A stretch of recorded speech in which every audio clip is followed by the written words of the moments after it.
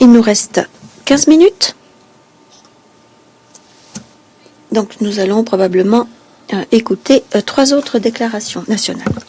Pour vos réponses très éclairantes.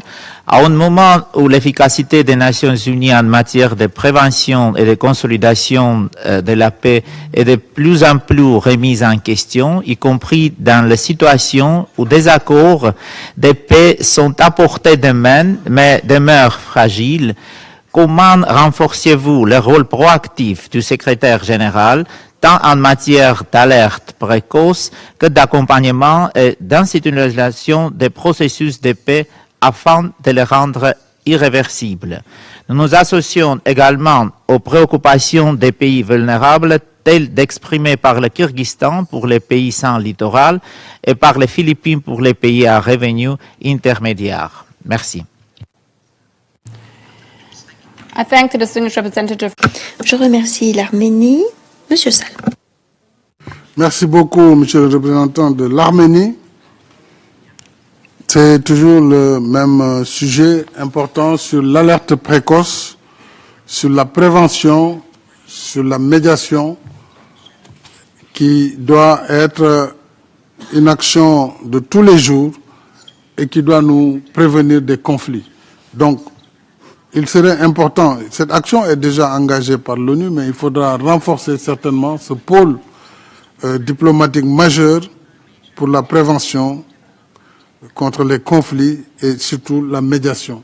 Et on a parlé des envoyés spéciaux, on a parlé des envoyés personnels, et je crois que tout cela sera à la disposition du secrétaire général, mais plus que cela, c'est la collaboration avec les organisations régionales qui sont plus proches sur le terrain qui permettra vraiment d'agir de façon efficace contre les conflits naissants. Alors, pour le reste, on a parlé avec le Kyrgyzstan, c'était les pays non côtiers, autant pour moi à l'époque. Je crois que les pays non côtiers ont les mêmes droits d'accès à la mer que les pays côtiers.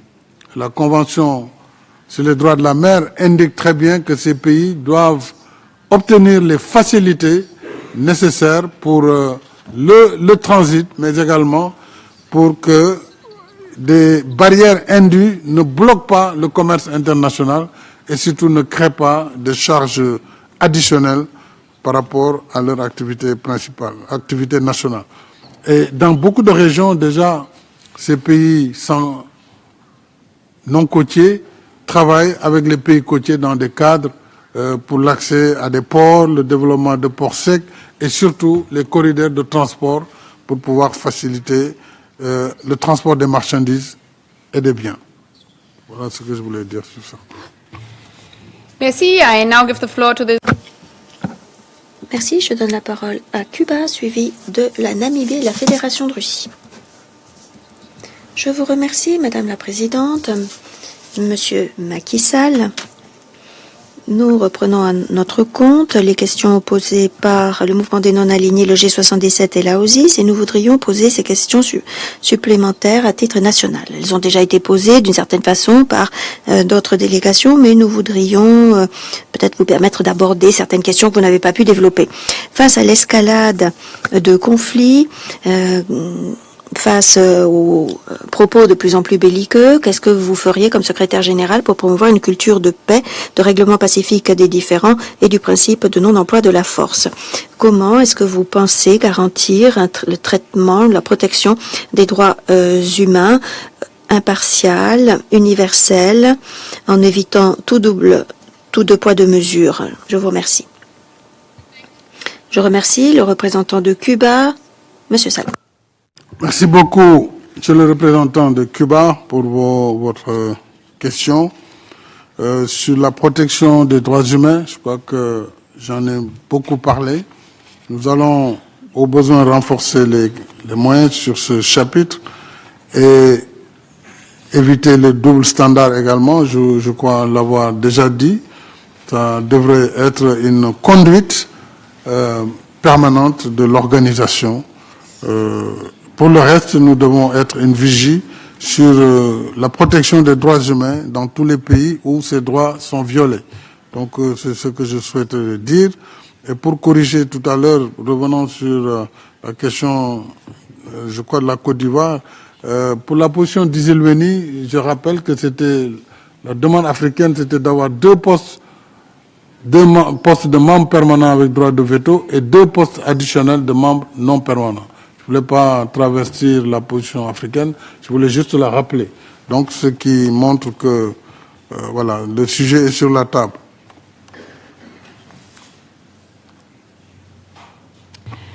Thank you. I now give... Merci. Je donne maintenant la parole au représentant ou à la représentante de la Namibie. Je vous remercie, Madame la Présidente. Monsieur Sall, en septembre 2024, les dirigeants du monde ont adopté l'accord international le plus vaste depuis des années, le Pacte pour l'avenir. Un accord notable qui a remis sur les rails le système multilatéral et qui a tracé la voie sur de nombreuses questions thématiques multilatérales. Néanmoins, ma question est la suivante. Quelle est votre vision pour mettre en œuvre le pacte pour l'avenir et comment est-ce que le secrétariat peut au mieux aider les États membres à mettre en œuvre ce plan avant l'examen du plan du pacte en 2028, notamment pour ce qui est de la réforme de l'architecture financière internationale qui devrait permettre de mobiliser le financement combien nécessaire pour le développement. Deuxièmement, dans le pacte pour l'avenir, les dirigeants du monde sont convenus que l'Afrique devrait être traitée à titre prioritaire, comme un cas spécial en ce qui concerne la réforme du Conseil de sécurité. La question est la suivante. Comment voyez-vous cette décision sui generis prise par les États membres et comment est-ce que votre bureau appuierait sa mise en œuvre? Troisièmement, que feriez-vous différemment par rapport au secrétaire général actuel pour répondre aux conflits géopolitiques actuels? Merci. Je remercie la Namibie. Monsieur Sall. Merci beaucoup, monsieur le représentant de la Namibie. Pour le pacte du futur, nous l'avons évoqué tout à l'heure, c'est une feuille de route importante et ambitieuse qui a été adoptée par l'Assemblée générale en septembre 2024, donc qui a bien montré l'importance de valoriser le multilatéralisme face aux défis du XXIe siècle. Et évidemment, il y a des actions claires qui ont été indiquées, notamment vous avez évoqué la question du financement du développement, il y a la question également de la prise en charge, la problématique de la jeunesse.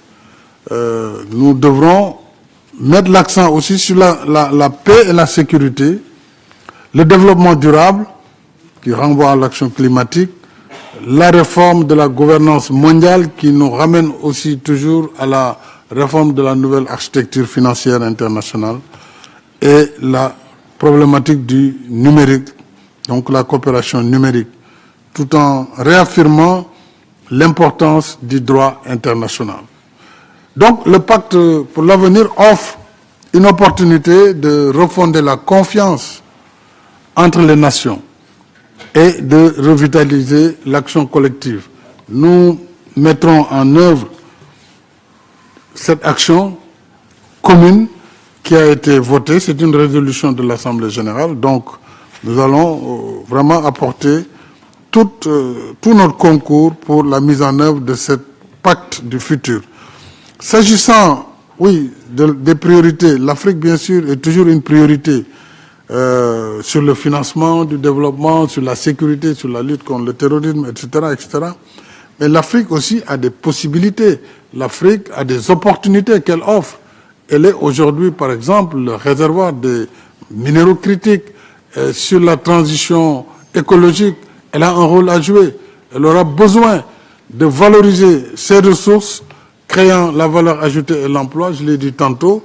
Et je crois que ce pacte pour le futur devra nous permettre d'aller dans la bonne direction. Maintenant, que ferais-je de différent par rapport au secrétaire général qui était là? D'abord, je lui rends hommage, M. Antonio Guterres. Je crois qu'il a fait tout ce qu'il a pu. Il est tombé dans un moment très difficile. Si je suis élu aussi, je serai dans un moment difficile. Mais difficile est le chemin. Ça ne va pas me décourager pour en tout cas inlassablement travailler avec les États membres pour faire avancer notre agenda commun. dialoguer, dialoguer, dialoguer toujours. Je vous remercie. Thank you. I now give... Merci, je donne la parole à la Fédération de Russie. Puis, dernier orateur, Djibouti.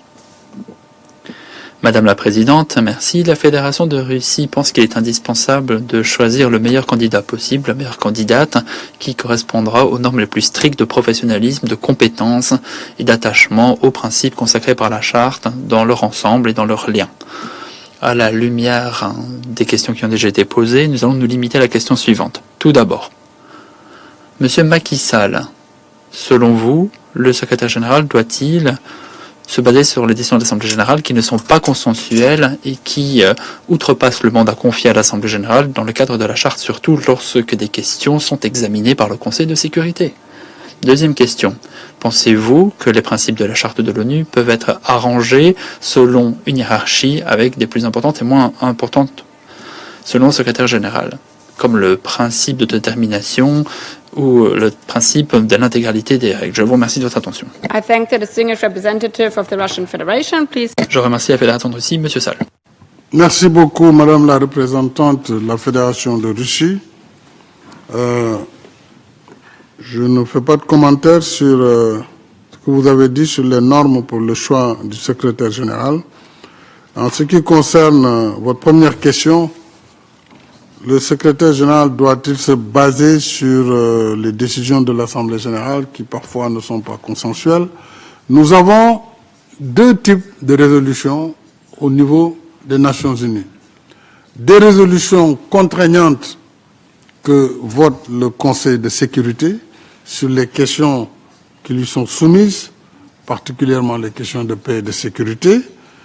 Et nous avons également des résolutions de l'Assemblée générale qui parfois n'ont pas ce caractère contraignant, mais pour lequel nous devons regarder la pertinence ou pas et voir comment apporter une solution. J'ai rappelé tantôt qu'il y a eu plus de 40 000 résolutions, sur lesquelles seuls 4 000 ont fait l'objet, en tout cas, de travail. Ça veut dire qu'il faudra que globalement, les États membres, avec le secrétariat, puissent regarder est-ce que nous voulons changer de méthode de travail, est-ce que nous voulons, sur certaines matières, avancer plus avec l'Assemblée générale et sur les questions liées à la paix et à la sécurité qui sont du ressort du Conseil de sécurité, que ces sujets soient traités convenablement et que nous amenions justement les membres du Conseil, en particulier le P5, à faire avancer cet agenda. Donc ça, c'est vraiment ce que je voudrais faire. Je serai toujours respectueux de la Charte et je serai équidistant par rapport aux différents membres de l'Assemblée générale, de l'Assemblée de l'ONU, en particulier des membres du Conseil de sécurité et des P5. Thank you. I now give the floor. Merci. Je donne la parole à Djibouti, un dernier orateur pour ce débat, ce dialogue interactif. Je vous en prie. Thank you very much. Merci beaucoup, merci Madame la Présidente. Merci de ces 2 jours. Je remercie aussi le président Macky Sall de son exposé. Madame la Présidente, alors que la crise de la dette s'aggrave, que l'APD aussi, et que il n'y a pas suffisamment de financement pour le changement climatique, comment souhaitez-vous promouvoir une réforme fondamentale de l'architecture financière internationale et comment allez-vous réagir aux réalités et aux priorités des pays en développement, notamment des PMA, surtout en Afrique? Je vous remercie. Et, please, Mr. Sall. Monsieur Sall. Merci beaucoup, monsieur le représentant de Djibouti. J'ai parlé de 40 000 mandats tout à l'heure, de résolution. La dette augmente, on le sait, pendant que l'aide publique au développement diminue. Donc, on est devant cette situation. Donc, il nous faut trouver une alternative. Et cette alternative, c'est la nouvelle architecture financière pour voir par quel mécanisme alternatif nous pouvons combiner et renforcer l'aide publique au développement et mettre en adéquation, j'allais dire, mettre également en appui le financement du secteur privé, avec les mécanismes de garantie qu'il faut. Je crois que c'est un sujet qui est sur la table et comme c'est vraiment, Madame le dernier orateur, je voudrais en profiter pour tirer quelques conclusions avant de vous redonner la parole. 1 minute. 1 minute. Thank you, Madam President, ladies and gentlemen. Merci, Madame la Présidente, Mesdames et Messieurs.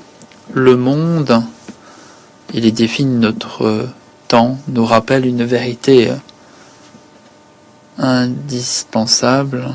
La destinée du monde est une destinée partagée. C'est pourquoi l'ONU demeure indispensable. Elle a été créée parce qu'aucune nation seule ne peut relever les défis de notre temps. 80 ans plus tard, cette vérité tient toujours la route. Dans un monde fracturé comme jamais, nous devons rétablir la confiance. Et nous devons à nouveau avoir la volonté d'agir ensemble. Et c'est dans le cadre de cette destinée partagée que je cherche à me mettre au service de l'ONU. Je vous remercie, Madame la Présidente. C'est moi qui vous remercie.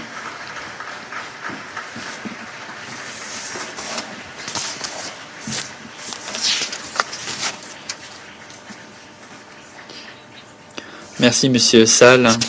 C'est la fin de ce dialogue interactif. Qu'il me soit permis de remercier M. Sall et de remercier les États membres et les membres de la société civile de leur contribution. Un instant, s'il vous plaît, j'aimerais aussi remercier, au nom des 193 États membres, les équipes qui ont rendu ce dialogue interactif possible. Et surtout, je tiens à remercier les préposés, les ingénieurs du son, les interprètes, l'équipe du direct, l'équipe média, la société civile, l'équipe sécurité, l'équipe du protocole, le secrétariat de l'Assemblée générale et les équipes du bureau de la présidence. Merci beaucoup de cet exploit commun. On est meilleurs ensemble. Merci de vos contributions. Aujourd'hui, vos contributions étaient utiles. Je vous souhaite une bonne soirée. La séance est levée.